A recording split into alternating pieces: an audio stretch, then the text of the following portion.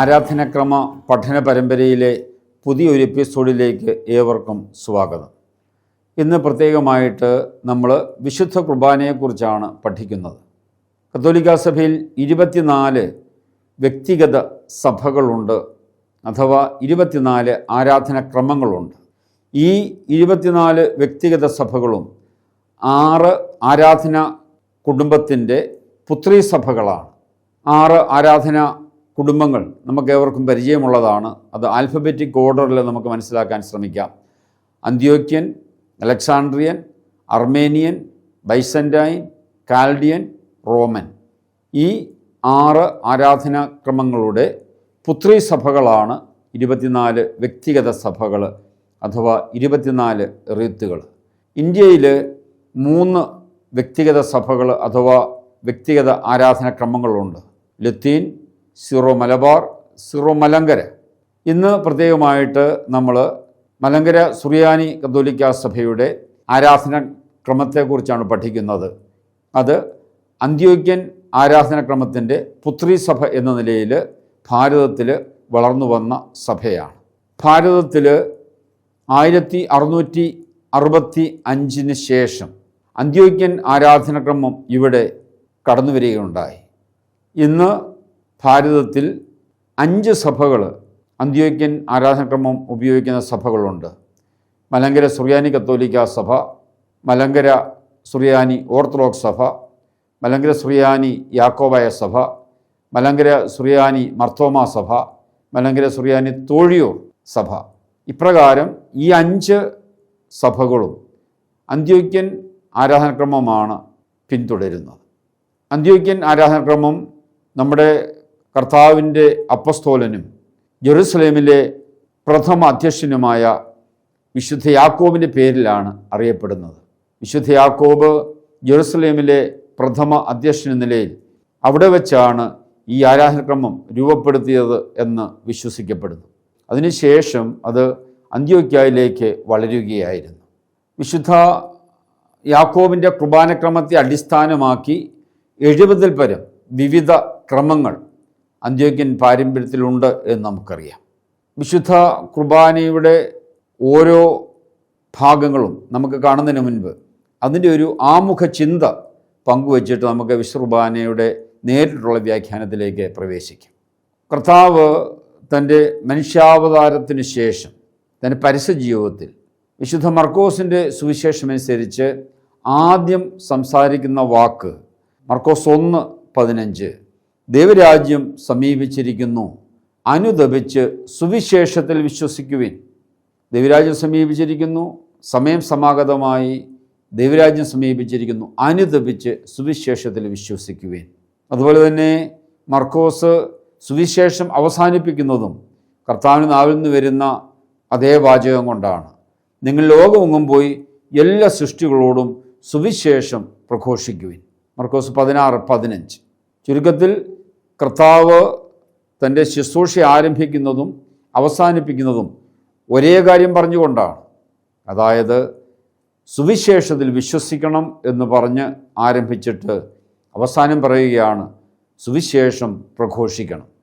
ചുരുക്കത്തിൽ വിശ്വസിക്കേണ്ടതും പ്രഘോഷിക്കേണ്ടതും സുവിശേഷമാണ് എന്ന് കർത്താവ് കൃത്യമായിട്ട് പഠിപ്പിക്കുകയാണ്. അങ്ങനെയാണെങ്കിൽ എന്താണ് ഈ സുവിശേഷം? ഈ സുവിശേഷത്തെക്കുറിച്ചുള്ള അറിവ് നമുക്ക് കൃത്യമായിട്ട് വിവിധ കാര്യങ്ങൾ, ദൈവശാസ്ത്ര കാര്യങ്ങൾ മനസ്സിലാക്കുന്നതിന് സാധിക്കും. സുവിശേഷമെന്ന് വ്യാപകമായ അർത്ഥത്തിൽ നമുക്ക് പറയാൻ സാധിക്കുന്നത് ദൈവിക വെളിപാടിൻ്റെ ചരിത്രമാണ് സുവിശേഷം അഥവാ സദ്വാർത്ത. ദൈവം തന്നെ ക്രമമായി തന്നെ വെളിപ്പെടുത്തുന്നു. ഈ വെളിപാടിൻ്റെ ചരിത്രത്തെയാണ് സുവിശേഷം എന്ന് നമുക്ക് വ്യാപക അർത്ഥത്തിൽ പറയാനായിട്ട് സാധിക്കും. ദൈവത്തിൻ്റെ വെളിപാട് ആരംഭിക്കുന്നത് നമുക്കറിയാവുന്ന പോലെ പ്രപഞ്ച സൃഷ്ടിയിലാണ്. ദൈവം തന്നെ വെളിപ്പെടുത്തുകയാണ്. ദൈവത്തിൻ്റെ വെളിപാടിൻ്റെ ചില മൈൽ സ്റ്റോൺസ് നമുക്ക് പെട്ടെന്ന് ഓടിച്ച് കാണാം. വെളിപാട് ആരംഭിക്കുന്നത് പ്രപഞ്ച സൃഷ്ടിയിലാണ്. പ്രപഞ്ച സൃഷ്ടിയിൽ വെളിപാട് ആരംഭിക്കുന്നു. മനോഹരമായ പ്രപഞ്ചം, അതിൻ്റെ സൗന്ദര്യം, അതിലെ ദുരൂഹതകൾ, അതിലെ രഹസ്യങ്ങൾ എത്രമാത്രം വൈവിധ്യമാണ്. ദൈവം പ്രപഞ്ചത്തെ സൃഷ്ടിച്ചു, അതിന് മകുടമായ ദൈവം മനുഷ്യനെ സൃഷ്ടിച്ചു. ദൈവം തൻ്റെ ഛായയിലും സാദൃശ്യത്തിലും മനുഷ്യനെ സൃഷ്ടിച്ചു. ഉൽപ്പത്തി 1:26-27 നമ്മൾ വായിക്കുന്നുണ്ട്. അപ്പം പ്രപഞ്ച സൃഷ്ടി, മനുഷ്യ സൃഷ്ടി, അതിനുശേഷം അബ്രഹാമിൻ്റെ വിളി, ആദിമാതാപിതാക്കൾ പാപം ചെയ്തു, ഒരു പർദീസായിൽ നിന്ന് പുറത്തായി. ദൈവം അവരെ ഉപേക്ഷിച്ചില്ല. ദൈവം രക്ഷിക്കാനായി പദ്ധതി ഒരുക്കുകയാണ്. ദൈവം അബ്രഹാമിനെ വിളിച്ച് വേർതിരിക്കുന്നു. അബ്രഹാമിലൂടെ ദൈവം ഒരു ജനതയെ രൂപീകരിക്കുന്നു, ഇസ്രായേൽ ജനം. ഇസ്രായേൽ ജനത്തിൻ്റെ ജീവിതത്തിലൂടെ ദൈവം ചരിത്രത്തിൽ ഇടപെട്ടുകൊണ്ടേയിരുന്നു. കാലത്തിൻ്റെ തികവിൽ ദൈവം മനുഷ്യനായി അവതരിച്ചു. യേശുവിൻ്റെ ജനനം, യേശുവിൻ്റെ മാമോദീസ, യേശുവിൻ്റെ പരിസരജീവിതം, യേശുവിൻ്റെ മരണം, യേശുവിൻ്റെ ഉത്ഥാനം, യേശുവിൻ്റെ സ്വർഗാരോഹണം, പെന്തിക്കൊസ്തി, രണ്ടാമത്തെ വരവ്. ചുരുക്കത്തിൽ പ്രപഞ്ച സൃഷ്ടിയിൽ ആരംഭിച്ച് മനുഷ്യ സൃഷ്ടിയിലൂടെ മുന്നേറി അബ്രഹാമിൻ്റെ വിളിയിലൂടെയും ഇസ്രായേലിൻ്റെ ചരിത്രത്തിലൂടെയും തുടർന്ന് യേശുവിൻ്റെ ചരിത്രത്തിലൂടെ മുന്നേറി യേശുവിൻ്റെ മാമോദീസ, യേശുവിൻ്റെ പരസ്യജീവിതം, യേശുവിൻ്റെ കുരിശുമരണം, ഉത്ഥാനം, സ്വർഗാരോഹണം, പെന്തിക്കൊസ്തി, യേശുവിൻ്റെ രണ്ടാമത്തെ വരവിൽ പൂർത്തിയായ ഈ വെളിപാടിൻ്റെ ചരിത്രം. ഈ ചരിത്രത്തെയാണ് നമ്മൾ വിശാല അർത്ഥത്തിൽ സുവിശേഷം എന്ന് പറയുന്നത്. ഈ വെളിപാടിൻ്റെ ചരിത്രം മറ്റൊരു വാക്കിൽ പറഞ്ഞാൽ ഇത് ദൈവമനുഷ്യനെ രക്ഷിച്ചതിൻ്റെ ചരിത്രമാണ്. മറ്റൊരു വാക്കിൽ പറഞ്ഞാൽ ഇത് ദൈവം മനുഷ്യനെ ക്രമമായി സ്നേഹിച്ചതിൻ്റെ ചരിത്രമാണ്. It is the sharing of the love of God. ദൈവം മനുഷ്യനെ സ്നേഹിച്ചതിൻ്റെ ചരിത്രമാണിത്, രക്ഷിച്ചതിൻ്റെ ചരിത്രമാണ് ഈ വെളിപാടിൻ്റെ ചരിത്രം. മറ്റൊരു വാക്കിൽ ഇത് ദൈവവചനത്തിൻ്റെ കൂടി ചരിത്രമാണ്. അതായത് അനാദിയിലെ പിതാവിൽ നിന്ന് ജനിച്ച ദൈവത്തിൻ്റെ വചനം. ആദിയിൽ വചനമുണ്ടായിരുന്നു, വചനം ദൈവത്തോടെയായിരുന്നു. യോഹന്നാൻ 1:1. സൃഷ്ടിശക്തിയുള്ള ദൈവത്തിൻ്റെ വചനം ഉൽപ്പത്തി 1 നമ്മൾ കാണുന്നുണ്ട്. ദൈവം തൻ്റെ വാക്കിലൂടെ, വചനത്തിലൂടെ, ഉണ്ടാകട്ടെ എന്ന വാക്കിലൂടെ എല്ലാം സൃഷ്ടിച്ചു. മൂന്നാമതായി പൂർവ്വപിതാക്കന്മാർ വഴി സംസാരിക്കപ്പെട്ട വചനം, ഹെബ്രായർ 1:1 നമ്മൾ കാണുന്നു. നാലാമതായി വചനം മാംസമായി നമ്മുടെ ഇടയിൽ വസിച്ചു, വിശുദ്ധ യോഹന്നാൻ 1:14. അഞ്ചാമതായി അപ്പമായി തീർന്ന വചനം. ആറാമതായി വാമൊഴിയായി തീർന്ന വചനം. ഏഴാമതായി ലിഖിതമായി തീർന്ന വചനം. എട്ടാമതായി ഇന്ന് പ്രഘോഷിക്കപ്പെടുന്ന വചനം. ചുരുക്കത്തിൽ ഈ വെളിപാടിൻ്റെ ചരിത്രം ദൈവവചനത്തിൻ്റെ കൂടി ചരിത്രമാണ് എന്ന് നമുക്ക് മനസ്സിലാക്കാം. പ്രപഞ്ച സൃഷ്ടിയിൽ ആരംഭിച്ച് മനുഷ്യ സൃഷ്ടിയിലൂടെ മുന്നേറി അബ്രഹാമിൻ്റെ വിളിയിലൂടെ തുടർന്ന് ഇസ്രായേലിൻ്റെ ചരിത്രത്തിൽ യാഥാർത്ഥ്യമായി യേശുവിൽ പൂർണ്ണമായ ദൈവിക വെളിപാടിൻ്റെ ചരിത്രമാണ് സുവിശേഷം, സദ്വാർത്ത. അത് ദൈവമനുഷ്യനെ രക്ഷിച്ചതിൻ്റെ ചരിത്രമാണ്, ദൈവമനുഷ്യനെ സ്നേഹിച്ചതിൻ്റെ ചരിത്രമാണ്, ദൈവവചനത്തിൻ്റെ കൂടി ചരിത്രമാണ്. ഈ വെളിപാടിൻ്റെ ചരിത്രം മാനുഷിക ഭാഷയിൽ എഴുതപ്പെട്ടപ്പോൾ അത് വിശുദ്ധ ലിഖിതമായി ബൈബിളായി. പ്രപഞ്ച സൃഷ്ടി മുതൽ, ഉൽപ്പത്തി മുതൽ നമുക്ക് ഇങ്ങനെ ലൈനായിട്ട് ഇത് മനസ്സിലാക്കാൻ സാധിക്കും. ഉണ്ടോ? പ്രപഞ്ച സൃഷ്ടി, ഉൽപ്പത്തി തുടങ്ങുന്ന പ്രപഞ്ച സൃഷ്ടി പറഞ്ഞുകൊണ്ടാണ്. പ്രപഞ്ച സൃഷ്ടി, മനുഷ്യ സൃഷ്ടി, അബ്രഹാമിൻ്റെ വിളി, ഇസ്രായേലിൻ്റെ ചരിത്രം, യേശുവിൻ്റെ ജനനം, പരിസജീവിതം, കുരിശുമരണം, ഉത്ഥാനം, സ്വർഗാരോഹണം, പെന്തിക്കൊസ്തി, രണ്ടാമത്തെ വരവ്, വെളിപാടിൻ്റെ പുസ്തകം വരെ. അപ്പോൾ ദൈവിക വെളിപാടിൻ്റെ ചരിത്രം എഴുതിയപ്പോൾ ബൈബിളായെങ്കിൽ, വിശുദ്ധ ലിഖിതമായെങ്കിൽ ഇത് ആഘോഷിക്കുന്നതാണ് വിശുദ്ധ കുർബാന അല്ലെങ്കിൽ ആരാധനക്രമം. അപ്പോൾ ഈ വെളിപാടിൻ്റെ ചരിത്രം അടയാളങ്ങളിലൂടെയും പ്രതീകങ്ങളിലൂടെയും അനുഷ്ഠാനങ്ങളിലൂടെയും ആഘോഷിക്കുന്നതാണ്, അനുസ്മരിക്കുന്നതാണ് വിശുദ്ധ കുർബാന അല്ലെങ്കിൽ ആരാധനക്രമം. ഈ വെളിപാടിൻ്റെ ചരിത്രം ബുദ്ധി കൊണ്ടും വിശ്വാസം കൊണ്ടും വ്യാഖ്യാനിക്കുന്നതാണ് ദൈവശാസ്ത്രം. ഈ വെളിപാടിൻ്റെ ചരിത്രം ക്രോഡീകരിക്കപ്പെട്ടപ്പോൾ അത് വിശ്വാസ പ്രമാണമായി.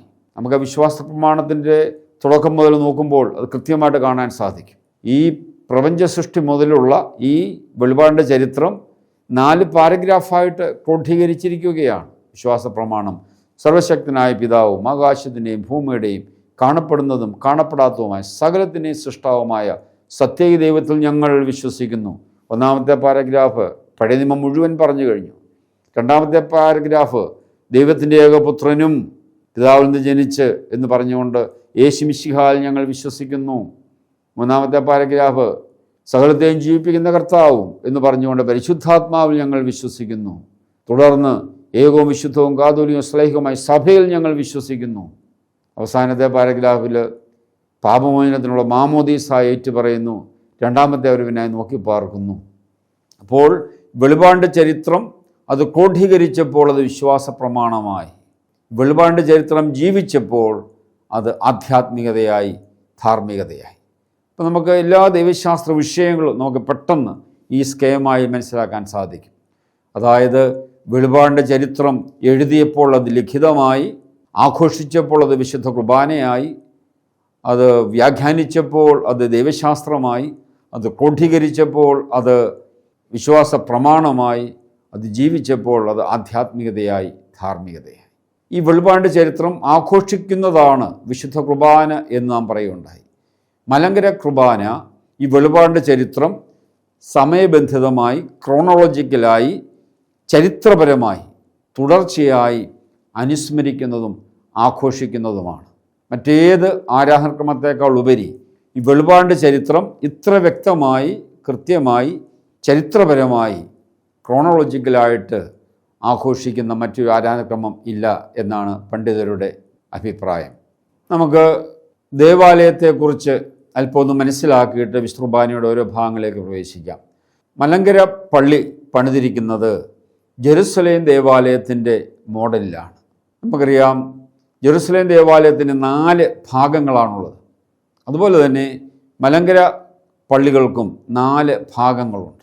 മലങ്കര പള്ളിയുടെ ഏറ്റവും പടിഞ്ഞാറ് ഭാഗത്ത് മോണ്ടളം, നമ്മൾ പോർച്ചെന്നൊക്കെ പറയും, ഏറ്റവും പടിഞ്ഞാറ് ഭാഗത്ത് കാണുന്ന ഭാഗമാണത്. അതിനെ പ്രപഞ്ചമായി മനസ്സിലാക്കുന്നു.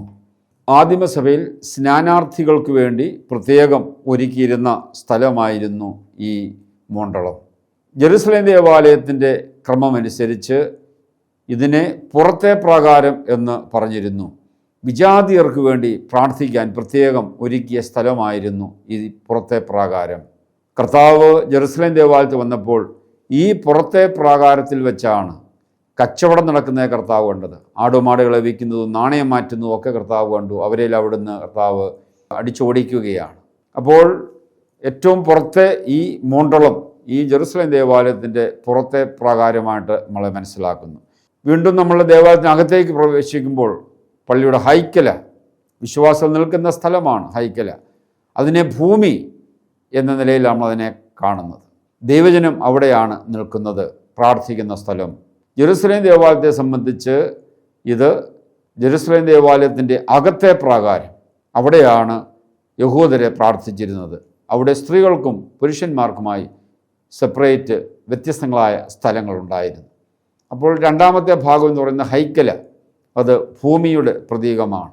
മൂന്നാമതായിട്ട് നമ്മൾ കാണുന്നത് കെസ്ത്രൂമ, അതിനെ ഭൗമിക പറുദീസ എന്ന് പറയാം, ഭൂമിയിലെ പറുദീസ. അതിനെ അഴിക്കകമെന്നും നമസ്കാരമേശ ക്രമീകരിച്ചിരിക്കുന്ന സ്ഥലമെന്നും പുരോഹിതർ പ്രാർത്ഥിക്കാനായി നിൽക്കുന്ന സ്ഥലമെന്നും ഒക്കെ നമ്മൾ പറയാറുണ്ട്. ഇത് ജെറുസലേം ദേവാലയത്തിൻ്റെ വിശുദ്ധ സ്ഥലമായിട്ട് ഇതിനെ പ്രത്യേകമായിട്ട് പരിഗണിക്കുന്നു. നാലാമതായിട്ട് നാം കാണുന്നത് മദ്ബഹ. ദേവാലയത്തിൻ്റെ ഏറ്റവും പ്രധാന ഭാഗമാണ് മദ്ബഹ. അതിനെ സ്വർഗം എന്ന നിലയിലാണ് മനസ്സിലാക്കുക. ഈ സ്വർഗം എന്ന് പറയുന്ന ഈ മദ്ബഹ, അവിടെയാണ് ത്രോണോസ് ഉള്ളത്, പുരോഹിതർ ബലിയർപ്പിക്കുന്ന സ്ഥലം മദ്ബഹ. ഇത് ജെറുസലേം ദേവാലയത്തിൻ്റെ അതിവിശുദ്ധ സ്ഥലം എന്ന് പ്രത്യേകമായിട്ട് അറിയപ്പെടുന്നു. അവിടെ വാഗ്ദാന പേടവും നിയമപേടവും ഒക്കെ പ്രത്യേകമായിട്ട് സൂക്ഷിച്ചിരിക്കുന്ന സ്ഥലം, അതിവിശുദ്ധ സ്ഥലം. അപ്പോൾ ഈ 4 രീതിയിലാണ് ദേവാലയത്തെ നമ്മൾ ക്രമീകരിച്ചിരിക്കുന്നത്. മോണ്ടളം, ഹൈക്കല, കെസ്ത്രൂമ, മദ്ബഹ. മോണ്ടളത്തെ പ്രപഞ്ചമായും, ഹൈക്കലായെ ഭൂമിയായും, കെസ്ത്രൂമായ ഭൗമിക പ്രതീക്ഷയായും, മദ്ബഹായെ സ്വർഗമായും നമ്മൾ പ്രത്യേകമായിട്ട് മനസ്സിലാക്കുന്നു. ദൈവം സർവ്വവ്യാപിയാണെങ്കിലും ദേവാലയത്തിനുള്ളിൽ ദൈവത്തിൻ്റെ വിവിധ തരത്തിലുള്ള സാന്നിധ്യം നമുക്ക് മനസ്സിലാക്കാനായിട്ട് സാധിക്കും. ഒന്നാമതായി സാർവത്രിക സാന്നിധ്യം, യൂണിവേഴ്സൽ പ്രസൻസ്. ദൃശ്യവും അദൃശ്യവുമായ ഈ പ്രപഞ്ചം മുഴുവൻ ദൈവസാന്നിധ്യം കൊണ്ട് നിറഞ്ഞിരിക്കുന്നു. ഞാൻ ലോകാവസാനം വരെ നിങ്ങളുടെ കൂടെ ഉണ്ടായിരിക്കും എന്ന് പറഞ്ഞ യേശുവിൻ്റെ സാന്നിധ്യം ലോകത്ത് എല്ലായിടത്തുമുണ്ട്. അതിനെയാണ് നമ്മൾ സാർവത്രിക സാന്നിധ്യം എന്നതുകൊണ്ട്, യൂണിവേഴ്സൽ പ്രസൻസ് എന്നതുകൊണ്ട് അർത്ഥമാക്കുന്നത്. അത് നമ്മുടെ ഭവനങ്ങളിലുണ്ട്, നമ്മൾ യാത്ര ചെയ്യുന്നിടത്തുണ്ട്, ദേവാലയത്തിലും ആ പ്രത്യേകമായ സാർവത്രിക സാന്നിധ്യം നമുക്ക് അനുഭവിക്കാനായിട്ട് സാധിക്കും. രണ്ടാമതായിട്ട് പ്രതിസുത സാന്നിധ്യം, പ്രോമീസ്ഡ് പ്രസൻസ്. 2 or 3 പേർ എൻ്റെ നാമത്തിൽ ഒന്നിച്ചു കൂടുന്നിടത്ത് അവരുടെ മധ്യേ ഞാനുണ്ട് എന്ന് യേശു പറഞ്ഞ വാഗ്ദാനപ്രകാരമുള്ള സാന്നിധ്യം അത് ദേവാലയത്തിൽ പ്രത്യേകമായിട്ടുണ്ട്. കാരണം ദേവാലയത്തിൽ ദൈവജനം ഒന്നിച്ച് പ്രാർത്ഥിക്കാനായിട്ട് അവിടെ ഒന്നിച്ചു കൂടുമ്പോൾ അവിടെ യേശുവിൻ്റെ ഈ വാഗ്ദാനപ്രകാരമുള്ള പ്രത്യേക സാന്നിധ്യമുണ്ട് എന്ന് സഭ വിശ്വസിക്കുന്നു. മൂന്നാമതായിട്ട് പ്രതിഷ്ഠാ സാന്നിധ്യം അഥവാ ഡെഡിക്കേറ്ററി പ്രസൻസ്. നമുക്കറിയാം, ദേവാലയം കൂദാശ ചെയ്യപ്പെട്ടതാണ്, കോൺസെക്രേറ്റ് ചെയ്യപ്പെട്ടതാണ്, വേർതിരിക്കപ്പെട്ടതാണ്. കോൺസെക്രേറ്റ് ചെയ്യുക എന്ന് പറഞ്ഞാൽ വേർതിരിക്കുക, ദൈവത്തിനായി പ്രതിഷ്ഠിക്കപ്പെട്ട സ്ഥലമാണ്, ഡെഡിക്കേറ്റ് ചെയ്യപ്പെട്ട സ്ഥലമാണ്. ആ മിറ്റം പോലെയോ ആ ഹോള് പോലെയോ അല്ല, ദൈവത്തിന് വേണ്ടി പ്രത്യേകം ഡെഡിക്കേറ്റ് ചെയ്ത, കോൺസെക്രേറ്റ് ചെയ്ത സ്ഥലമാണ്. അവിടെ യേശുവിൻ്റെ പ്രതിഷ്ഠാ സാന്നിധ്യമുണ്ട്. അതുകൊണ്ട് തീർച്ചയായും ദേവാലയം കൂദാശ ചെയ്യപ്പെട്ട സ്ഥലം എന്ന നിലയിൽ അവിടെ ഈ പ്രത്യേകമായ ഈ ഡെഡിക്കേറ്ററി പ്രസൻസ്, പ്രതിഷ്ഠാ സാന്നിധ്യം ദേവാലയത്തിൽ നമുക്ക് കാണാനായിട്ട് സാധിക്കും. നാലാമതായിട്ട് വിശുദ്ധ ലിഖിതത്തിലെ കർത്താവിൻ്റെ സാന്നിധ്യം. ദൈവവചനം, വിശുദ്ധ ലിഖിതം ദേവാലയത്തിൽ പ്രത്യേകമായിട്ട് പ്രതിഷ്ഠിച്ചിട്ടുണ്ട്. അതിനാൽ വിശുദ്ധ ലിഖിതത്തിലെ കർത്താവിൻ്റെ സാന്നിധ്യം, ദൈവവചനത്തിലെ കർത്താവിൻ്റെ സാന്നിധ്യം ദേവാലയത്തിൽ പ്രത്യേകമായിട്ടുണ്ട്. അതുപോലെ തന്നെ വിശുദ്ധ കുർബാന മധ്യേ ലിഖിതം വായിക്കുമ്പോൾ അവിടെ പ്രത്യേകമായിട്ട് കർത്താവിൻ്റെ സാന്നിധ്യം നമുക്ക് അനുഭവിക്കാനായിട്ട് സാധിക്കും. വിശുദ്ധ ലിഖിതത്തിലെ ദൈവവചനത്തിലെ കർത്താവിൻ്റെ സാന്നിധ്യം അത് കൗദാശിക സാന്നിധ്യം തന്നെയാണ് എന്ന് പ്രത്യേകമായിട്ട് വിശുദ്ധ അക്വിനാസ് സൂചിപ്പിക്കുന്നുണ്ട്. പ്രകാരം ദേവാലയത്തിൽ ദൈവവചനത്തിലെ സാന്നിധ്യവും പ്രത്യേകമായിട്ട് നമുക്ക് കാണാനായിട്ട് സാധിക്കും. അഞ്ചാമതായിട്ട് ദിവ്യകാരുണ്യ സാന്നിധ്യം. എല്ലാറ്റിലും ഉപരിയായി വിശുദ്ധ കുർബാനയിലൂടെ രക്ഷാകരമായ ഒരു സാന്നിധ്യം ദൈവം നമുക്ക് പ്രദാനം ചെയ്യുന്നു.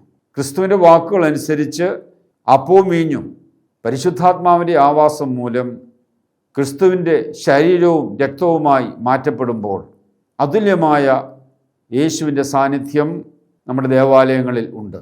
ഇതിനെയാണ് ദിവ്യകാരുണ്യ സാന്നിധ്യം എന്ന് നമ്മൾ പ്രത്യേകമായിട്ട് മനസ്സിലാക്കുന്നത്. അതുപോലെ തന്നെ വിശുദ്ധ കുർബാന ദേവാലയങ്ങളിൽ സൂക്ഷിച്ചിട്ടുണ്ട്. ആ വിശുദ്ധ കുർബാനയിലെ ആ കർത്താവിൻ്റെ സാന്നിധ്യത്തെയും ഇത് പ്രത്യേകമായിട്ട് സൂചിപ്പിക്കുന്നു. ഇപ്രകാരം ദേവാലയത്തിൽ 5 തരത്തിൽ നമുക്ക് കർത്താവിൻ്റെ സാന്നിധ്യം, ദൈവത്തിൻ്റെ സാന്നിധ്യം നമുക്ക് മനസ്സിലാക്കാനായിട്ട് സാധിക്കും. ഒന്നാമതായിട്ട് സാർവത്രിക സാന്നിധ്യം, യൂണിവേഴ്സൽ പ്രസൻസ്. രണ്ടാമതായിട്ട് പ്രോമിസ്ഡ് പ്രസൻസ്, പ്രതിസുത സാന്നിധ്യം. മൂന്നാമതായിട്ട് പ്രതിഷ്ഠ സാന്നിധ്യം, ഡെഡിക്കേറ്ററി പ്രസൻസ്. നാലാമതായിട്ട് ദൈവവചനത്തിലെ സാന്നിധ്യം, presence in the word of God. അഞ്ചാമതായിട്ട് ദിവ്യകാരുണ്യ സാന്നിധ്യം, യൂക്കറിസ്റ്റിക് പ്രസൻസ്. മലങ്കര പള്ളികൾ പണിതിരിക്കുന്നത് ക്രൂശിതനായ കർത്താവിൻ്റെ ആ മോഡലിലാണ് മലങ്കര പള്ളികൾ പണിതിരിക്കുന്നത്.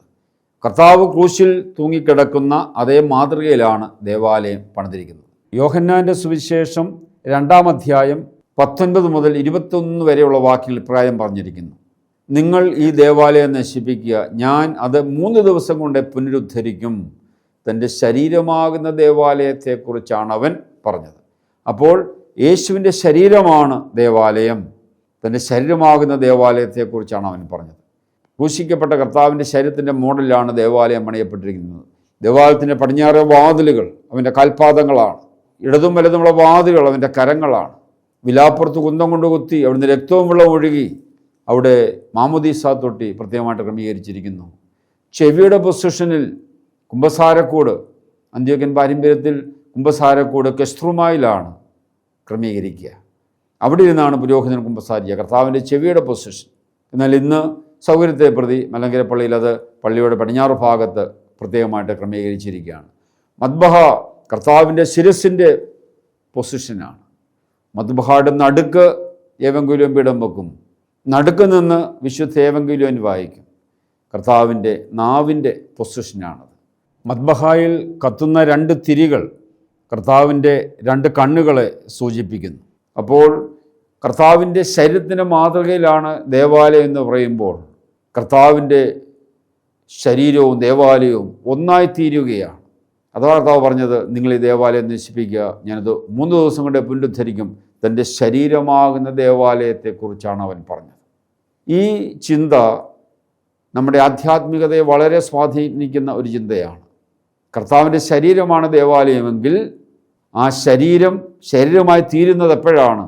വിശുദ്ധ കുർബാനയിലാണ്, ആരാധനയിലാണ്. യേശുക്രിസ്തു ശിരസ്സും അവൻ്റെ ശരീരത്തിലെ അവയവങ്ങളാണ്.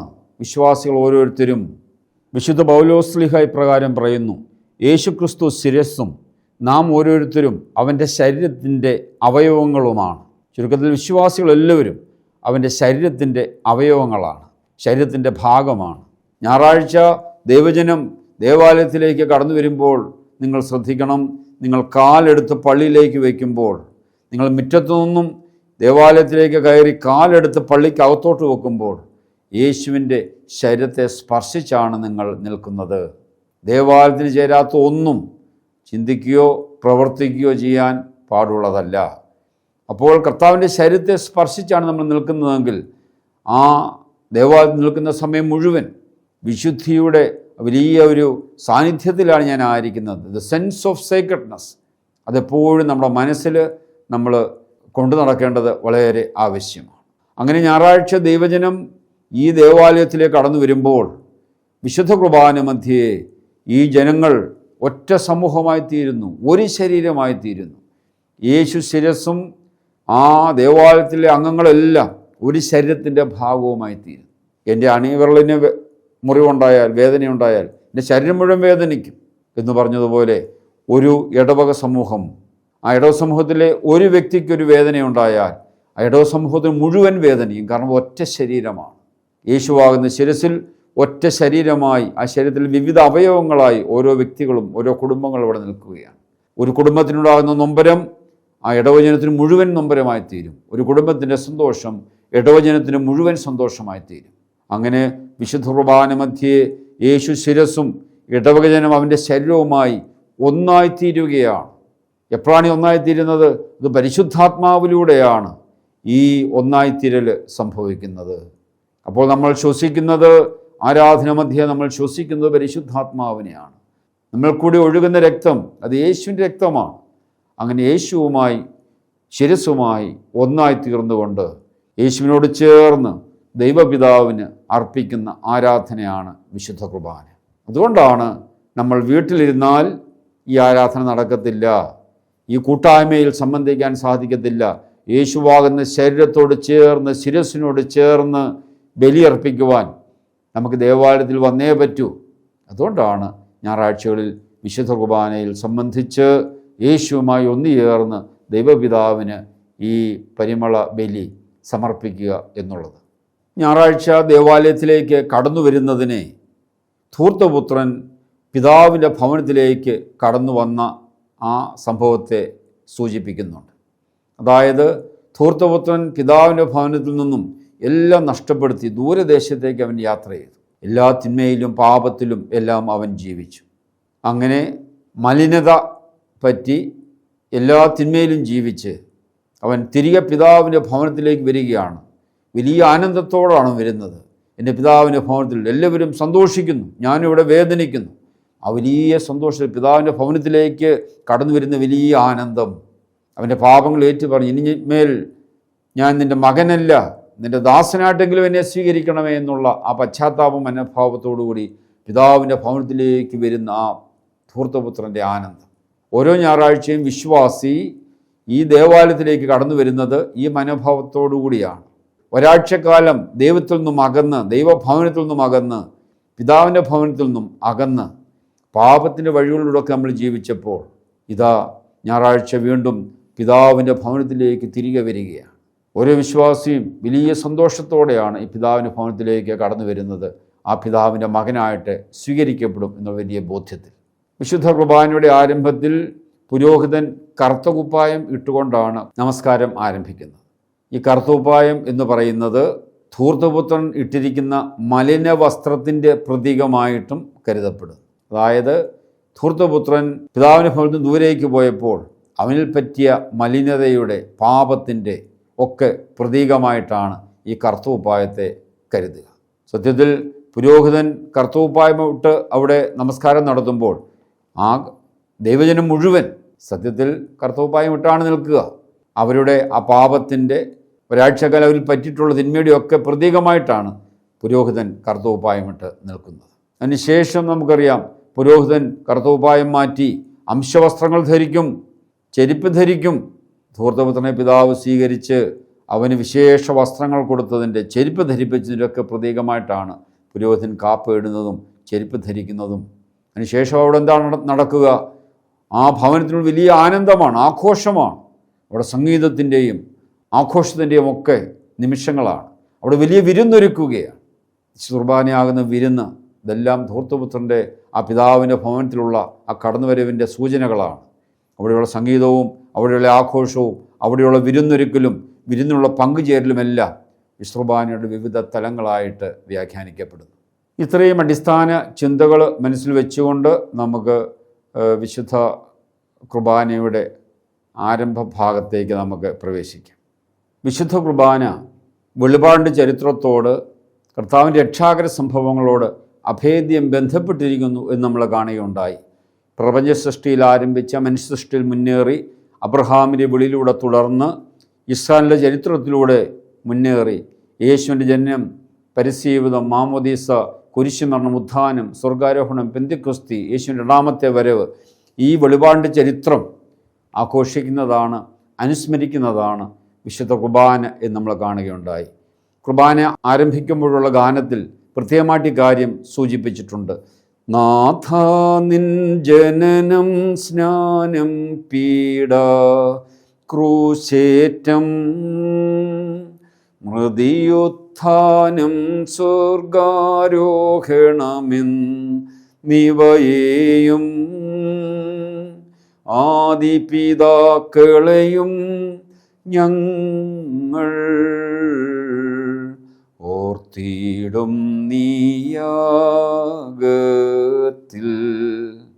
നാഥ നിൻ ജനനം, സ്നാനം, പീഡ, മൃതി, ക്രൂശ്, ഉത്ഥാനം, സ്വർഗാരോഹണം ഇവയെ ഞങ്ങൾ അനുസ്മരിക്കുന്നു എന്നിട്ട് പറയുകയാണ്, ആദിപിതാക്കളെ ഞങ്ങൾ ഓർക്കുന്നു. ആദം മുതൽ എല്ലാവരെയും ഞങ്ങൾ ഈ കുർബാനയിൽ അനുസ്മരിക്കുന്നു.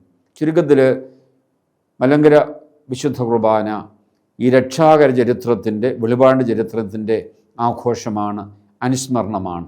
4 ഭാഗങ്ങളിലായിട്ടാണ് വിശുദ്ധ കുർബാന തിരിച്ചിരിക്കുന്നത്. ഒന്നാമതായിട്ട് ഒരുക്ക ശുശ്രൂഷ, വചന ശുശ്രൂഷ, ബലിയർപ്പണം, ബലിവിരുന്ന് എന്നീ 4 ഭാഗങ്ങളിലായിട്ടാണ് കുർബാന ക്രമീകരിച്ചിരിക്കുന്നത്. ഒരുക്ക ശുശ്രൂഷ പ്രധാനമായിട്ട് അപ്പവീഞ്ഞുകളുടെ ഒരുക്കം മുതൽ പരസ്യ ശുശ്രൂഷ തുടങ്ങുന്നവരെയുള്ള സമയത്തെയാണ് ഒരുക്ക ശുശ്രൂഷ എന്ന് പ്രധാനമായിട്ട് പറയുന്നത്. മലങ്കര കുർബാന ആരംഭിക്കുന്നത് പ്രഭാത പ്രാർത്ഥനയോടുകൂടിയാണ്. തലേ ദിവസം വൈകിട്ട് തന്നെ കുർബാനയുടെ ഒരുക്കം നമ്മൾ സന്ധ്യാപ്രാർത്ഥനയോടുകൂടി ആരംഭിക്കും. എന്നാൽ നിയതമായി കുർബാന യഥാർത്ഥത്തിൽ ആരംഭിക്കുന്നത് പ്രഭാത പ്രാർത്ഥനയോടുകൂടിയാണ്. പ്രഭാത പ്രാർത്ഥന ആരംഭിക്കുമ്പോൾ മദ്ബഹായുടെ നടുവിലുള്ള കുരിശിന് മുൻപിലൊരു തിരിയുണ്ട്. നടുക്കത്തെ തിരി കത്തിച്ചുകൊണ്ടാണ് മറ തുറക്കുന്നത്. തിരി കത്തിച്ച മറ തുറക്കുന്നതിലൂടെ പ്രപഞ്ച സൃഷ്ടിയാണ് സൂചിപ്പിക്കുന്നത്. പ്രകാശമുണ്ടാകട്ടെ, ഉൽപ്പത്തി 1:3 ആ വാക്യം നമ്മൾ അനുസ്മരിക്കുകയാണ്. പ്രകാശമുണ്ടാകട്ടെ എന്ന് പറഞ്ഞുകൊണ്ട് പ്രപഞ്ച സൃഷ്ടിയെ സൂചിപ്പിച്ചുകൊണ്ട് തിരി കത്തിച്ച് മറ തുറക്കുകയാണ്. മറ തുറക്കുമ്പോൾ നമുക്കറിയാം, മറ എന്ന് പറയുന്നത് സ്വർഗവും ഭൂമിയും തമ്മിൽ വേർതിരിക്കുന്ന മേഘമാണ്. മറ്റൊരു വാക്കിൽ പറഞ്ഞാൽ ആകാശവും ഭൂമിയും തമ്മിൽ വേർതിരിക്കുന്ന മേഘമാണ് മറ എന്ന് പറയുന്നത്. അപ്പോൾ മറയിട്ട് കഴിയുമ്പോൾ പിന്നെ നമുക്ക് സ്വർഗം കാണാൻ സാധിക്കത്തില്ല. സ്വർഗത്തെയും ഭൂമിയെയും വേർതിരിക്കുന്ന മേഘമാണ്, അല്ലെ ആകാശത്തെയും ഭൂമിയും വേർതിരിക്കുന്ന മേഘമാണ് മറ എന്നതുകൊണ്ട് ഉദ്ദേശിക്കുന്നത്. തിരികത്തിച്ച് മറ തുറക്കുന്നതോടുകൂടി 1-ാം ഭാഗം ആരംഭിക്കുകയാണ്. പ്രപഞ്ച സൃഷ്ടി പറഞ്ഞുകൊണ്ടാണ് മറ തുറക്കുന്നത്. മദ്ബഹായുടെ നടുവിലുള്ള തിരി അത് യേശുവിനെ സൂചിപ്പിക്കുന്നു. 2 വശത്തുമായി 6 12 തിരികൾ, 12 അപ്പസ്തോലന്മാരെ സൂചിപ്പിക്കുന്നതാണ്. തിരി കത്തിച്ച് മറ വലിക്കുന്നതിലൂടെ പ്രപഞ്ച സൃഷ്ടിയിലൂടെ ദൈവത്തിൻ്റെ സ്വയം വെളിപ്പെടുത്തലിനെയും സ്വർഗം തുറക്കപ്പെടുന്നതിനെയും സൂചിപ്പിക്കുന്നു. നടുക്കത്തെ തിരി കർത്താവിൻ്റെ യേശുവിൻ്റെ പ്രതീകമായും 12 തിരികൾ അപ്പസ്തോലന്മാരുടെ പ്രതീകമായും സൂചിപ്പിക്കപ്പെടുന്നു. എന്നാൽ തിരി കത്തിക്കുന്നതിൻ്റെ ഒരു ദൈവശാസ്ത്രം മറ്റൊന്നാണ്. സന്ധ്യാപ്രാർത്ഥനയ്ക്കും മറ്റ് പ്രാർത്ഥനകളൊക്കെ നമ്മൾ നടുക്കത്തെ തിരി ആദ്യം കത്തിക്കും, പിന്നീട് ഇടതും വലത്തുമുള്ള തിരി കത്തിക്കും. തിരി കത്തിക്കുന്നതിന് ഇപ്രകാരമുള്ള വ്യാഖ്യാനമാണ് പറയപ്പെടുന്നത്. നടുക്കത്തെ തിരി പിതാവായ ദൈവത്തെ സൂചിപ്പിക്കുന്നു. നടുക്കത്തെ ആ തിരി കത്തിക്കൊണ്ടിരിക്കുന്ന തിരിയിൽ നിന്നും തീ കത്തിച്ച് ഇടതുവശത്തെ തിരി കത്തിക്കുന്നു. പിതാവിൽ നിന്ന് ജനിച്ച പുത്രനെ അത് സൂചിപ്പിക്കുന്നു. അതിനുശേഷം വലതുവശത്തെ തിരി കത്തിക്കുന്നു. പിതാവിൽ നിന്ന് പുറപ്പെട്ട് പുത്രനിൽ നിന്ന് സാരാംശം സ്വീകരിക്കുന്ന പരിശുദ്ധാത്മാവിനെയാണ് അത് സൂചിപ്പിക്കുന്നത്. തൃത്വത്തെ വെളിപ്പെടുത്തുവാൻ വളരെ മനോഹരമായ ഒരു പ്രതീകമാണിത്. 3 തിരികൾ 3 വ്യക്തികളുടെ സാന്നിധ്യത്തെ സൂചിപ്പിക്കുകയാണ്. പിതാവ്, പുത്രൻ, പരിശുദ്ധാത്മാവ്. 3 പേർക്കും വ്യത്യസ്തമായ ഐഡൻറ്റിറ്റി ഉണ്ട്. അതേസമയം 3 തിരിയിലും കത്തുന്ന തീനാളം ഒരേ തീ തന്നെയാണ്, ഒരേ പ്രകാശം തന്നെയാണ്. അതുകൊണ്ടാണ് പ്രകാശത്തിൽ നിന്നുള്ള പ്രകാശം, സത്യദൈവത്തിൽ നിന്നുള്ള സത്യദൈവം. 3 തിരികളായി അത് കത്തി നിൽക്കുമ്പോഴും അത് ഒരേ തീ തന്നെയാണ്, ഒരേ പ്രകാശമാണ്. ത്രിത്വൈക ദൈവം ഒന്നാണ് എന്ന് ഇതിലൂടെ സൂചിപ്പിക്കുന്നു.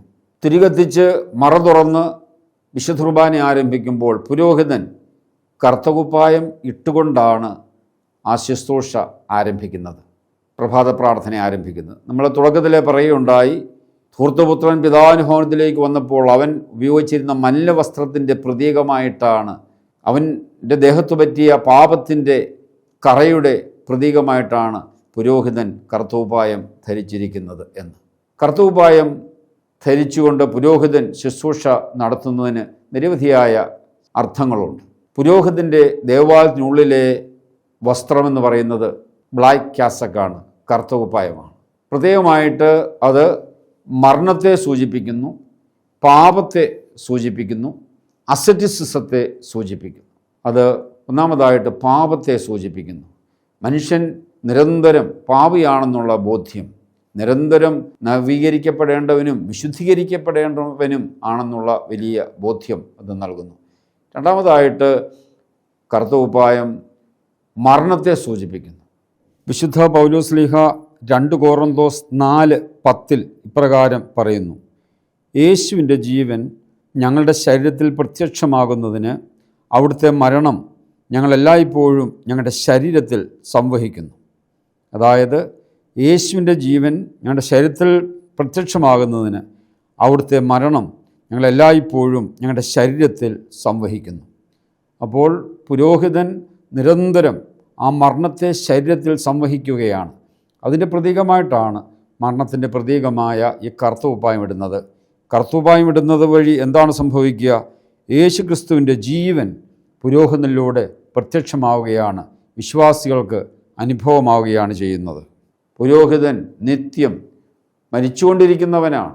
അവൻ പാപത്തിന് മരിച്ചവനാണ്, ലോകത്തിന് മരിച്ചവനാണ്, ജഡത്തിന് മരിച്ചവനാണ്, ന്യായപ്രമാണത്തിന് മരിച്ചവനാണ്.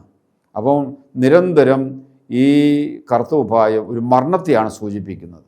ആ മരണത്തിലൂടെ നാം ജീവൻ കണ്ടെത്തുകയാണ്. അതുകൊണ്ട് പുരോഹിതർ ദേവാലയത്തിൽ കർത്തകുപ്പായമിട്ട് നിൽക്കുമ്പോൾ അത് മരണത്തെയും പാപത്തെയും ഒക്കെ സൂചിപ്പിക്കുമ്പോൾ അതിൽ നിന്നുണ്ടാകുന്ന ആ വിശുദ്ധീകരണവും നവീകരണവുമാണ് അത് അർത്ഥമാക്കുന്നത്. നമുക്കറിയാം, കർത്തകുപ്പായം അസറ്റിസിസത്തിൻ്റെ കൂടി പ്രതീകമാണ്. പുരോഹിതൻ്റെ ത്യാഗവും പുരോഹിതൻ്റെ നോമ്പും ഉപവാസവും ഇപ്രകാരമുള്ള തപസ് വഴിയായിട്ട് പുരോഹിതൻ തന്നെ മരിപ്പിക്കുകയാണ്. അതിൽ നിന്ന് ലഭിക്കുന്ന ഊർജം അത് ദൈവജനത്തിന് ലഭിക്കുകയാണ്. അതുകൊണ്ട് കർത്തകുപ്പായം ഉപയോഗിക്കുന്നതിലൂടെ ആ പുരോഹിതൻ സ്വയം തന്നെ താപസനായിട്ട് ദൈവസന്നിധിയിൽ സമർപ്പിക്കുന്നതിൻ്റെ പ്രതീകവും അതിൽ നിന്നും ഒഴുകുന്ന നന്മകളും കൃപകളും ദൈവജനത്തിന് ലഭിക്കുന്നു എന്നുള്ള വലിയ ചിന്തയുമാണ് കർത്തകുപ്പായം സൂചിപ്പിക്കുന്നത്. പ്രഭാത പ്രാർത്ഥനയിൽ പുരോഹിതൻ ദൈവജനത്തോടൊത്ത് പ്രപഞ്ച സൃഷ്ടാവിനെ സ്തുതിക്കുകയാണ്. പ്രപഞ്ചം സൃഷ്ടിച്ച ദൈവത്തെ സൃഷ്ടവസ്തുക്കളോട് ചേർന്ന് ദൈവജനം ആരാധിക്കുകയാണ്. പ്രകാശത്തിൻ്റെ സൃഷ്ടാവിന് സ്തുതി, കർത്താവിൻ്റെ ഭൃത്യന്മാരെ സ്തുതി പാടുവിൻ. അപ്പോൾ സൃഷ്ടാവിനെ സൃഷ്ടവസ്തുക്കളോട് ചേർന്ന് സ്തുതിക്കുകയാണ്, ആരാധിക്കുകയാണ്. ആകാശങ്ങൾ ദൈവത്തിൻ്റെ മഹത്വത്തെ അറിയിക്കുന്നു, ആകാശത്തൊട്ട് എൻ്റെ കൈവേലയെ കാണിക്കുന്നു എന്ന് പ്രഭാത പ്രാർത്ഥന നമ്മൾ ചൊല്ലാറുണ്ട്. അപ്പോൾ പ്രഭാത പ്രാർത്ഥനയിലൂടെ ഓരോ ഞായറാഴ്ചകളെയും പ്രത്യേക വിഷയങ്ങൾ മനസ്സിൽ ചിന്തിച്ചുകൊണ്ട് ദൈവത്തെ സൃഷ്ടവസ്തുക്കളോട് ചേർന്ന് ദൈവജനം സ്തുതിക്കുകയാണ്, ആരാധിക്കുകയാണ്. പ്രഭാത പ്രാർത്ഥന പൂർത്തിയാക്കി പുരോഹിതൻ മദ്ബഹായിലേക്ക് പ്രവേശിക്കും. മദ്ബഹായിൽ പ്രവേശിച്ച് ജനത്തോട് പ്രാർത്ഥന യാചിച്ചുകൊണ്ട് മറ അടയ്ക്കുകയാണ്. പുരോഹിതൻ മദ്ബഹായിലേക്ക് പ്രവേശിക്കുന്നത് മദ്ബഹായുടെ പടികൾ ചവിട്ടിയാണ്. ഈ മദ്ബഹാ പ്രവേശനത്തെ മോശ സീനായ് മലയിലേക്ക് പ്രവേശിച്ചതിൻ്റെ പ്രതീകമായി മനസ്സിലാക്കുന്നു. മോശ ദൈവജനത്തെ താഴ്വാരത്തിൽ നിർത്തിയിട്ട് മലയിലേക്ക്, കർത്താവിൻ്റെ സന്നിധിയിലേക്ക്, ആ ദൈവസാന്നിധ്യത്തിലേക്ക് കയറിയതിൻ്റെ പ്രതീകമായിട്ടാണ് പുരോഹിതൻ സ്റ്റെപ്പ് കയറി ഈ മദ്ബഹായുടെ, സീനായ് മലയുടെ പ്രതീകമായ മദ്ബഹായിലേക്ക് പ്രവേശിക്കുന്നത്. ദൈവജനം ഈ സീനായ് മലയെ സ്പർശിക്കാതിരിക്കാൻ വേലി കെട്ടി തിരിച്ചിരിക്കുന്നു. നമുക്കറിയാം, ഈ മലയെ സ്പർശിച്ചാൽ അവർ മരിച്ചു പോകും. അതുകൊണ്ട് മലയെ സ്പർശിക്കാതിരിക്കാൻ വേലി കെട്ടി അവരെ വേർതിരിച്ചിരിക്കുകയാണ്. രണ്ടാമതായിട്ട് പുരോഹിതൻ ഈ മദ്ബഹായിലേക്ക് പ്രവേശിക്കുന്നത് സ്കറിയാ പുരോഹിതൻ മഹാവിശുദ്ധ സ്ഥലത്ത് ധൂപാർപ്പണത്തിനായിട്ട് പ്രവേശിച്ചതിൻ്റെ പ്രതീകമായും ഈ മദ്ബഹാ പ്രവേശനത്തെ സൂചിപ്പിക്കാറുണ്ട്. പുരോഹിതൻ മദ്ബഹായിൽ പ്രവേശിച്ച് പ്രാർത്ഥന യാചിച്ച് കഴിയുമ്പോൾ മറ അടയ്ക്കുകയാണ്. ഒന്നാം ഭാഗം ഇവിടെ പൂർത്തിയാകുകയാണ്.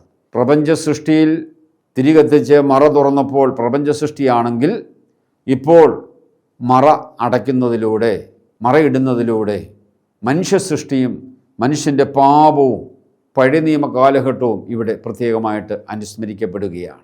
ആദിമാതാപിതാക്കളെ ദൈവം സൃഷ്ടിക്കുന്നതും തുടർന്നുള്ള പാപവും ഇവിടെ പ്രത്യേകമായിട്ട് സൂചിപ്പിക്കുകയാണ്.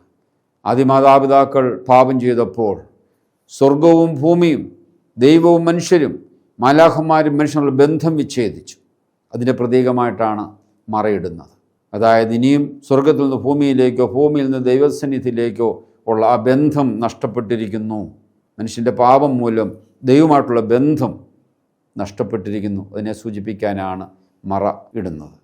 പുരോഹിതൻ മദ്ബഹായിലേക്ക് പ്രവേശിക്കുന്നത് മദ്ബഹായുടെ വാതിൽ ചുംബിച്ചുകൊണ്ടാണ് മദ്ബഹായിലേക്ക് പ്രവേശിക്കുന്നത്.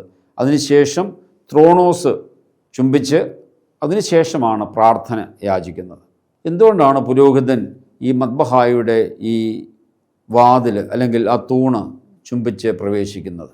അതായത് ത്രോണോസ് മാത്രമല്ല, ഈ മദ്ബഹ മുഴുവൻ ദൈവസാന്നിധ്യത്തിൻ്റെ പ്രതീകമാണ്.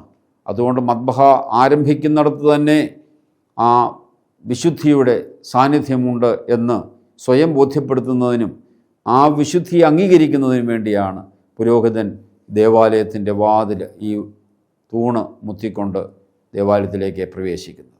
പുരോഹിതരുടെ ഓർമ്മയ്ക്ക് പ്രത്യേകമായിട്ട് വായിക്കുന്ന സദറാ പ്രാർത്ഥന ഇപ്രകാരം നമ്മൾ വായിക്കുന്നുണ്ട്. ഇതിൻ്റെ പരിശുദ്ധ മദ്ബഹായുടെ പടികളിൽ ചവിട്ടുള്ള കാലുകൾ അഗ്നിക്കന്നലിൽ വിട്ടുകൊടുക്കുവാൻ നീ അനുവദിക്കരുത്.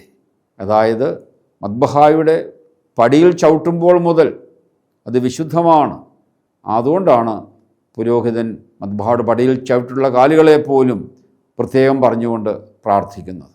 അതുകൊണ്ട് മദ്ബഹ മുഴുവൻ വിശുദ്ധമാണ്, ത്രോണോസ് വിശുദ്ധമാണ്. അതുകൊണ്ടാണ് പ്രത്യേകമായിട്ട് മദ്ബഹായുടെ തൂണിൽ മുത്തി അല്ലെങ്കിൽ വാതിൽ മുത്തി നമ്മൾ മദ്ബഹായ്ക്കുള്ളിലേക്ക് പ്രവേശിക്കുന്നത്.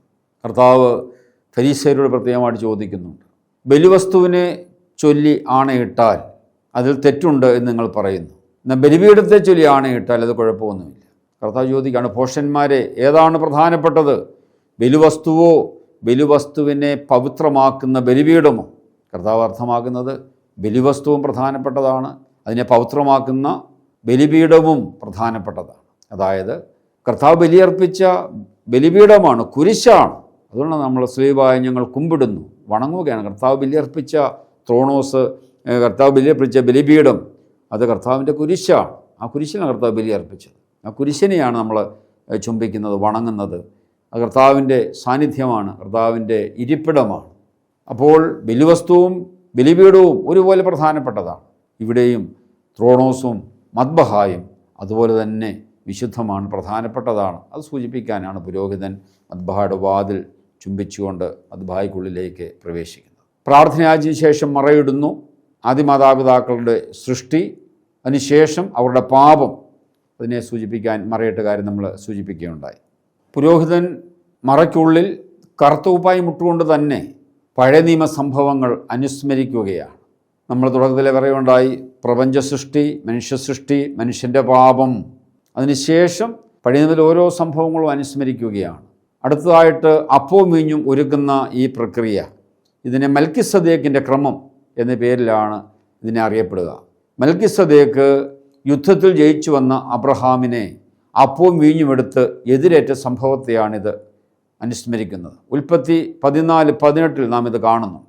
ശാലേം രാജാവായിരുന്ന, ജെറുസലേം രാജാവായിരുന്ന മൽക്കിസദേക്ക് അബ്രഹാമിനെ എതിരേറ്റ സംഭവം, അതനുസ്മരിച്ചുകൊണ്ടാണ് അപ്പവും വീഞ്ഞും പ്രത്യേകമായിട്ട് ഒരുക്കുന്നത്.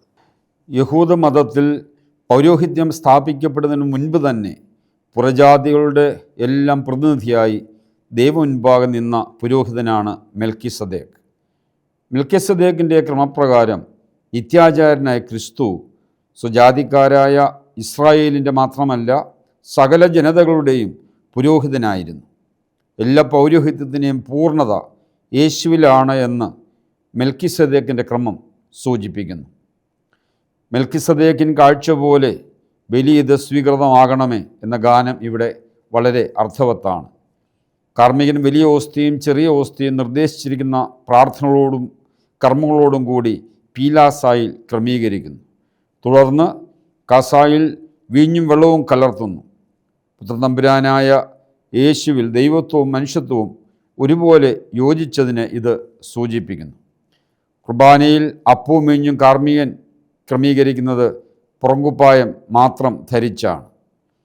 അപ്പവും വീഞ്ഞും ഒരുക്കി വച്ചതിന് ശേഷം പുരോഹിതൻ അനുതാപത്തിൻ്റെ പ്രമ്യൂനും സദറായും ചൊല്ലുന്നു.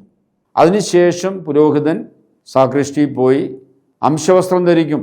കാപ്പ ധരിച്ച് അഹ്റോൻ്റെ ക്രമം, പഴയ നിയമത്തിലും പുതിയ നിയമത്തിലും ദൈവത്തിൻ്റെ പുരോഹിതന്മാർ അംശവസ്ത്രങ്ങൾ ധരിച്ചിരുന്നത് ദൈവത്തിൻ്റെ മഹത്വത്തിനും പൗരോഹിത്യ ശുശ്രൂഷ നിർവഹിക്കുവാനുമായി ദൈവത്തിൽ നിന്ന് പ്രാപിച്ച വിശുദ്ധിയുടെ അടയാളവുമായിട്ടാണ്, അതിൻ്റെ പ്രതീകമായിട്ടാണ് പുരോഹിതൻ അംശവസ്ത്രം ധരിച്ചുകൊണ്ട് പുരോഹിതനായ അഹ്റോനെ പോലെ, ക്രിസ്തുവിൻ്റെ മറ്റൊരു പ്രതിരൂപമായ ആചാര്യനായ അഹ്റോനെ പോലെ ഇതാ അംശവസ്ത്രങ്ങൾ ധരിച്ച് ധൂപാർപ്പണത്തിനായിട്ട് ത്രോണോസിലേക്ക് കടന്നു വരുന്നത്. അംശവസ്ത്രം ധരിച്ച പുരോഹിതൻ ത്രോണോസിൻ്റെ മുൻപിൽ സാഷ്ടാംഗ പ്രണാമം ചെയ്ത് രഹസ്യത്തിൽ പ്രാർത്ഥിക്കുന്നു. തൻ്റെ അയോഗ്യതയെക്കുറിച്ചും ദൈവസന്നിധിയിൽ ശുശ്രൂഷ ചെയ്യാൻ തനിക്ക് ദൈവത്തിൽ നിന്ന് കൃപ ലഭിക്കണമെന്നും ദൈവസന്നിധിയിൽ പ്രാർത്ഥിക്കുന്നു. അതിനുശേഷം ത്രോണോസ് മുത്തി ദർഗായിൽ കയറി നിന്നുകൊണ്ട് പൊതുവായ അനുസ്മരണ പ്രാർത്ഥനകൾ ചൊല്ലുന്നു. ആ അനുസ്മരണയിൽ വിശുദ്ധ കുർബാനയിൽ പ്രത്യേകം ഓർമ്മിക്കപ്പെടേണ്ട വ്യക്തികളുടെ പേര് അനുസ്മരിച്ചുകൊണ്ട് പ്രത്യേകമായിട്ട് പ്രാർത്ഥിക്കുന്നു. തുടർന്ന് മഹത്വമുള്ളവൻ്റെ തേജസ് ആകാശം കൊണ്ട് മൂടപ്പെട്ടിരിക്കുന്നു എന്ന് ചൊല്ലി കാസായും പീലാസായും ശോശപ്പ കൊണ്ട് മൂടുന്നു. സ്വർഗത്തെ ആവരണം ചെയ്യുന്ന ആകാശവിധാനത്തെയാണ് ശോശപ്പ ഇവിടെ പ്രതിനിധീകരിക്കുന്നത്. തുടർന്ന് ശോശപ്പായുടെ മേൽ പുരോഹിതൻ ധൂപാർപ്പണം നടത്തി സഭ മുഴുവനെയും അനുസ്മരിക്കുന്നു. സഭ ജീവിച്ചിരിക്കുന്നവരുടെ സമൂഹം മാത്രമല്ല, ജീവിച്ചിരിക്കുന്നവരും മരിച്ചവരും ചേർന്ന സമൂഹമാണ് എന്ന് ഇത് സൂചിപ്പിക്കുന്നു. ഇവർ എല്ലാവരും ആത്മീയമായി വിശുദ്ധ കുർബാനയിൽ സംബന്ധിക്കുന്നു. ഈ ധൂപാർപ്പണത്തെ അഹ്റോൻ്റെ ധൂപാർപ്പണത്തോടാണ് ഉപമിച്ചിരിക്കുന്നത്. അഹ്റോൻ വിശുദ്ധ സ്ഥലത്ത് അർപ്പിച്ച ധൂപാർപ്പണം ക്രിസ്തുവിൻ്റെ കാൽവരിയിലെ ബലിയുടെ പ്രതീകമായാണ് ചിത്രീകരിക്കപ്പെടുന്നത്. ശോശപ്പായുടെ മുകളിൽ ധൂപം അർപ്പിക്കുന്നത് ആദ്യത്തെ 2 പ്രാവശ്യം വലത്ത് നിന്ന് ഇടത്തോട്ടും 3-ാമത്തെ പ്രാവശ്യം ഇടത്തു നിന്ന് വലത്തോട്ടുമാണ്. മാതാവ് യൗസേപ്പും ശിശുവായ യേശുവിനോട് കൂടെ ഈജിപ്തിലേക്ക് പോയ ആ കഠിന യാത്രയെ സൂചിപ്പിക്കാനാണ് 2 പ്രാവശ്യം ഇടത്തോട്ടും. ഹെറോദസ് മരിച്ചു കഴിഞ്ഞപ്പോൾ തിരുക്കുടുംബം നസ്രത്തിലേക്ക് തിരിച്ചു വന്നതിനെ സൂചിപ്പിക്കാനാണ് 1 പ്രാവശ്യം വലത്തോട്ടും വീശുന്നത്. വിവാഹ ശുശ്രൂഷയിലും കിരീടം ധരിപ്പിക്കുന്ന സമയത്ത് 2 പ്രാവശ്യം ഇടത്തോട്ടും 1 പ്രാവശ്യം വലത്തോട്ടും ദമ്പതികളുടെ ശിരസിൽ സ്വർണമാല ആഘോഷിക്കുന്നത് നാം കാണാറുണ്ട്. 2 പ്രാവശ്യം ഇടത്തോട്ട് ചുറ്റുന്നതും 1 പ്രാവശ്യം വലത്തേക്ക് ചുറ്റുന്നതിനും ദൈവശാസ്ത്രപരമായ ചില സൂചനകളുണ്ട്.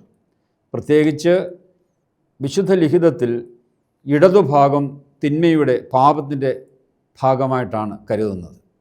അതുപോലെ വലതുഭാഗം നന്മയുടെ ഒക്കെ ഭാഗമായിട്ടാണ്. അന്ത്യവിധിയിൽ കർത്താവ് ഇടതും വലതുമായിട്ട് ആളുകളെ തിരിക്കുന്നുണ്ട്. ഇടതുഭാഗത്തേക്കുള്ളവർ നരകവും വലതുഭാഗത്തുള്ളവർക്ക് സ്വർഗവും എന്ന രീതിയിൽ. അതുപോലെ തന്നെ കർത്താവിൻ്റെ ഇടതും വലതും കുരിശിച്ച കള്ളന്മാർ, ഇടത്തെ കള്ളൻ കർത്താവിനോട് മോശമായിട്ട് പെരുമാറി, വലത്തെ കള്ളൻ കർത്താവിനെ ഏറ്റുപറഞ്ഞു. അപ്പോൾ ഇടതെന്നുള്ളത് ഒരു പാപത്തിൻ്റെ തിന്മയുടെയൊക്കെ ഭാഗമായിട്ടാണ് നമ്മൾ മനസ്സിലാക്കുക. അതുപോലെ തന്നെ കുരിശുവരയുടെ സാരാംശത്തിലും ഈ കാര്യം നമുക്ക് കാണാനായിട്ട് സാധിക്കും. കുരിശുവരയുടെ സാരാംശത്തിൽ സ്വർഗത്തിൽ നിന്നും യേശുക്രിസ്തു ഭൂമിയിലേക്ക് മനുഷ്യാവതാരം ചെയ്തുവെന്നും ഇടത്തേതിന് അടുത്ത നമ്മളെ അവൻ വലത്തേതിനടുത്ത മക്കളായിട്ട് രക്ഷയിലേക്ക് കൊണ്ടുവന്നുവെന്നും പ്രത്യേകമായിട്ട് സൂചിപ്പിക്കുന്നുണ്ട്. അപ്പോൾ മനുഷ്യൻ്റെ ഉത്ഭവപാപവും കർമ്മപാപവും പ്രത്യേകം സൂചിപ്പിക്കാനായിട്ട് 2 പ്രാവശ്യം ഇടത്തോട്ടും ഇടത്തേതിനായിരുന്നു നമ്മളെ അവൻ രക്ഷിച്ചു എന്ന് സൂചിപ്പിക്കാനായിട്ട്, യേശുവിലൂടെ നാം രക്ഷ പ്രാപിച്ചു സൂചിപ്പിക്കാനായിട്ട് 1 പ്രാവശ്യം വലത്തേക്കും ചുറ്റുന്നു. മറ്റൊരു സൂചനയുള്ളത് യേശുവിൻ്റെ ദൈവത്വവും മനുഷ്യത്വവും ഇവിടെ സൂചിപ്പിക്കുകയാണ്. യേശു അനാദിയിലെ പിതാവിൽ നിന്ന് ജനിച്ചു. അതിനുശേഷം കാലക്രമത്തിൽ പരിശുദ്ധ കന്യകമറിയാമിൽ നിന്ന് ജനിച്ചു. ഈ 2 ജനനത്തിലും യേശു പൂർണ്ണ ദൈവമായിരുന്നു. അനാദിയിലെ പിതാവിൽ നിന്ന് ജനിച്ചപ്പോഴും ദൈവമായിരുന്നു. കാലത്തേക്ക് മറിയാമിൽ നിന്ന് ജനിച്ചപ്പോഴും യേശു പൂർണ്ണ ദൈവമായിരുന്നു കാണിക്കാൻ വേണ്ടിയാണ് 2 പ്രാവശ്യം ഇടത്തോട്ട് ചുറ്റുന്നത്. യേശുവിൻ്റെ മനുഷ്യത്വത്തെ സൂചിപ്പിക്കാനായി 1 പ്രാവശ്യം വലത്തോട്ടും ചുറ്റുന്നു. ചുരുക്കത്തിൽ പ്രപഞ്ച സൃഷ്ടി, മനുഷ്യ സൃഷ്ടി, മനുഷ്യൻ്റെ പാപം, ആദം മുതൽ അബ്രഹാം വരെ, അബ്രഹാം മുതൽ അഹ്റോൻ വരെ, അഹ്റോൻ മുതൽ യേശുക്രിസ്തു വരെയുള്ള പഴയ നിയമസംഭവങ്ങളെല്ലാം മറയ്ക്കുള്ളിൽ പുരോഹിതൻ പ്രത്യേകമായി അനുസ്മരിക്കുകയാണ്. അതിനാലാണ് പഴയ നിയമത്തെ നിഴലായും പുതിയ നിയമത്തെ പൊരുളായും പ്രത്യേകമായിട്ട് നാം മനസ്സിലാക്കുന്നത്. പഴയ നിയമസംഭവങ്ങൾ മദ്ബഹായ്ക്കുള്ളിൽ അനുസ്മരിക്കുന്ന അതേ സമയം മലങ്കര പള്ളിയിൽ ക്രിസ്തുറുമായി നിന്നുകൊണ്ട് പഴയ നിയമം വായിക്കും. എന്തുകൊണ്ടാണ് ആ സമയത്ത് വായിക്കുന്നത്? പഴയ നിയമ സംഭവങ്ങൾ പുരോഹിതൻ അനുസ്മരിക്കുന്ന അതേ സമയം ദൈവജനത്തെ, പഴയ നിയമ ജനത്തെ ഒരുക്കുകയാണ്. അതായത് യേശുവിൻ്റെ വരവിനായി പഴയ നിയമജനം ഒരുങ്ങിയതുപോലെ ദേവാലയത്തിലായിരിക്കും ദൈവജനത്തെ യേശുവിൻ്റെ വരവിനായി, യേശുവിനെ സ്വീകരിക്കുവാനായി പ്രത്യേകം ഒരുക്കുകയാണ് ഈ പഴയ നിയമ വായനയിലൂടെ. അതുപോലെ തന്നെ പഴയ നിയമത്തിൻ്റെ പ്രവചന സ്വഭാവം പുതിയ നിയമത്തിൻ്റെ വെളിച്ചത്തിൽ കൂടുതൽ വ്യക്തമാകുന്നു എന്ന വസ്തുത പരിഗണിച്ചാണ് ആരാധനയിൽ പഴയ നിയമ വായനകൾ ചേർത്തിരിക്കുന്നത്. പഴയ നിയമത്തിൽ നിന്ന് 4 വായനകളാണുള്ളത്. പഞ്ചഗ്രന്ഥിയിൽ നിന്നുള്ള വായന, അതിനെ പ്രത്യേകമായിട്ട് ഒറേത്താട് പുസ്തകത്തിൽ നിന്നും ബാറഖ്യുമോർ എന്ന് പറഞ്ഞുകൊണ്ടാണ് അത് ചൊല്ലുന്നത്. ആദ്യത്തെ 5 ഗ്രന്ഥങ്ങളെയാണ് പഞ്ചഗ്രന്ഥിയിലെ ഗ്രന്ഥങ്ങൾ എന്ന് മനസ്സിലാക്കുന്നത്. അതിന് ഹീബ്രു ഭാഷയിൽ തോറ എന്നും സുറിയാനി ഭാഷയിൽ ഒറേത്ത എന്നും പറയുന്നു. തോറായുടെ സുറിയാനി ഭാഷയാണ് ഒറേത്ത എന്നുള്ളത്. അതുകൊണ്ടാണ് ഒറേത്താട് പുസ്തകത്തിൽ നിന്നും ബാറഖ്യുമോർ ആദ്യത്തെ 5 നിയമഗ്രന്ഥങ്ങളിലെയാണ് ഇത് പ്രത്യേകമായിട്ട് സൂചിപ്പിക്കുന്നത്. അല്ല എങ്കിൽ ചരിത്ര പുസ്തകത്തിൽ നിന്ന് രാജാക്കന്മാർ, ന്യായാധിപന്മാർ എന്നിവരുടെ പുസ്തകത്തിൽ നിന്നുള്ള വായനകൾ, അതിനുശേഷം വിജ്ഞാന ഗ്രന്ഥങ്ങളിൽ നിന്നുള്ള വായനകൾ, 4-മതായിട്ട് പ്രവചന ഗ്രന്ഥങ്ങളിൽ നിന്നുള്ള പ്രവാചകന്മാരുടെ പുസ്തകങ്ങളിൽ നിന്നുള്ള വായനകൾ. ഇപ്രകാരം 4 വായനകളാണ് ഓരോ ഞായറാഴ്ചയും പഴയ നിയമത്തിൽ നിന്നും ക്രമീകരിച്ചിരിക്കുന്നത്. അംശവസ്ത്രങ്ങൾ അണിഞ്ഞ പുരോഹിതൻ അപ്പത്തിനും വീഞ്ഞിൻ്റെയും മേൽ ധൂപാർപ്പണം നടത്തി അതോടുകൂടി ഈ ഒരുക്ക ശുശ്രൂഷ പൂർത്തിയാകുകയാണ്. ഒരുക്ക ശുശ്രൂഷയെ സുറിയാനി ഭാഷയിൽ തൂയോബോ എന്ന പേരിലാണ് അറിയപ്പെടുന്നത്. മറയ്ക്കുള്ളിൽ പഴയ നിയമ സംഭവങ്ങൾ അനുസ്മരിക്കുന്നതിൻ്റെ പ്രത്യേക സൂചന പഴയ നിയമത്തിലെ അദൃശ്യനായ യേശുക്രിസ്തുവിനെ സൂചിപ്പിക്കാനും കൂടിയാണ്. നമുക്കറിയാം, യേശുക്രിസ്തു പഴയ നിയമത്തിൽ അദൃശ്യനായി തന്നെ വെളിപ്പെടുത്തി, പുതിയ നിയമത്തിൽ ദൃശ്യനായി തന്നെ വെളിപ്പെടുത്തി. വെളിപാടെല്ലാം നിർവഹിക്കുന്നത് യേശുക്രിസ്തു തന്നെയാണ്. പഴയ നിയമത്തിലും പുതിയ നിയമത്തിലും. പഴയ നിയമത്തിൽ അദൃശ്യനായും പുതിയ നിയമത്തിൽ ദൃശ്യനായും. The invisible Christ of the Old Testament. ഈ ഒരു ചിന്ത മലങ്കര ദൈവശാസ്ത്രത്തിൻ്റെ പ്രത്യേക ഒരു ചിന്താധാരയാണ്. അതിനെ സൂചിപ്പിക്കാനും കൂടിയാണ് മറയ്ക്കുള്ളിൽ പഴയ നിയമ സംഭവങ്ങൾ അനുസ്മരിക്കുന്നത്. വിശുദ്ധ കുർബാനയുടെ ഒന്നാം ഭാഗമായ ഒരുക്ക ശുശ്രൂഷ തൂയോബയാണ് നമ്മൾ ഇതുവരെ പഠിച്ചത്. അടുത്തു വരുന്ന എപ്പിസോഡുകളിൽ വചന ശുശ്രൂഷ, അതുപോലെ തന്നെ ബലിയർപ്പണം, ബലിവിരുന്ന് എന്നീ ഭാഗങ്ങൾ നമ്മൾ പഠിക്കുന്നതാണ്. എല്ലാവരെയും ദൈവം ധാരാളമായി അനുഗ്രഹിക്കട്ടെ എന്ന് പ്രാർത്ഥിക്കുന്നു. ആൻ്റണി മാർ സിൽവാനോസ് എപ്പിസ്കോപ്പ, ആരാധനക്രമ വർഷ കോർഡിനേറ്റർ.